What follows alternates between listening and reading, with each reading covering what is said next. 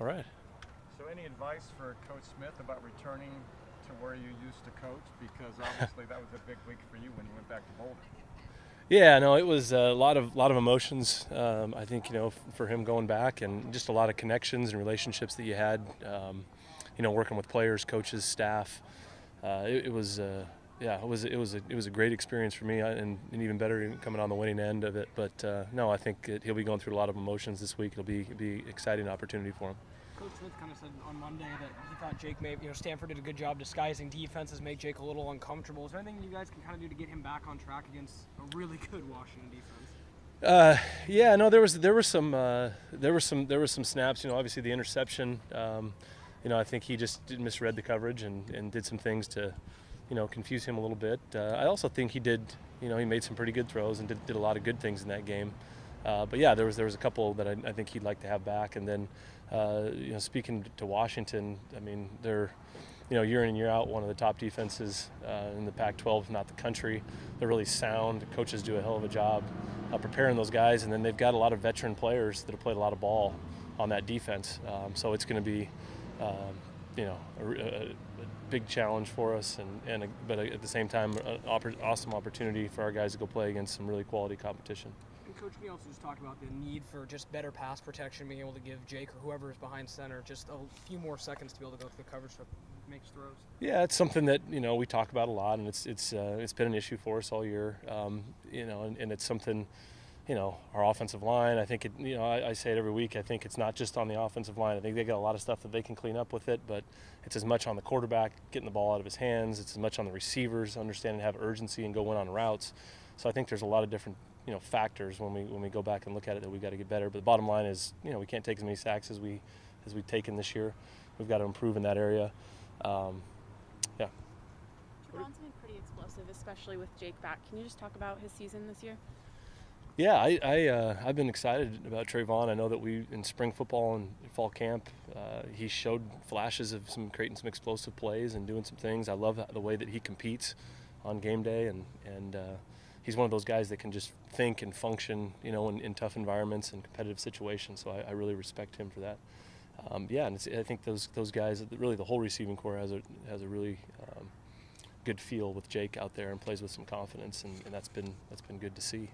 Kipper got quite a few reps in the last game. Some of the young guys did. Was that by design, just to give these guys a look? Yeah, and some of those guys, they're in their 4 games, so they can still redshirt. We're just trying to get them a little taste of the action and get them some experience, and let them see kind of what it's like. And I think those guys, Brandon, he's got a tremendous upside for the future, and yeah, I think it was a quality learning experience for him, but that's the way you learn and get better. Go out there and do it. How do you kind of unique about playing in Husky Stadium that makes it a tough venue? Aside from the fact the team's really good. yeah. The team being really good is the toughest deal. But they took the track out of there, and since they took the track out of there, the fans are a little bit more on top of you, and they're having a heck of a season, and they're still competing for the Pac-12 championship and the Rose Bowl potentially. So I know they've got a ton to play for, and the fans are on top of you. It's an awesome setting for college football right on the lake there. And so I think our guys have got to embrace the opportunity and enjoy the experience.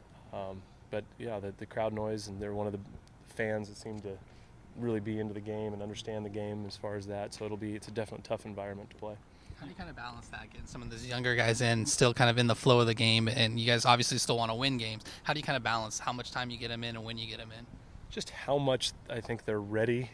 Some guys are a little bit more ready, and we have some specific packages for guys where we don't necessarily, they're not going to be in there having to run the whole plan. They can run a small package of things that they've repped during the week that we feel like they can go out and execute. But yeah, we're going to try to put our best guys out there that give us the best opportunity to win the game, and but at the same point we want to get some of those young guys that we feel like have really big upside and have opportunity to really help us down the line, and get those guys just a little taste of action these last couple games.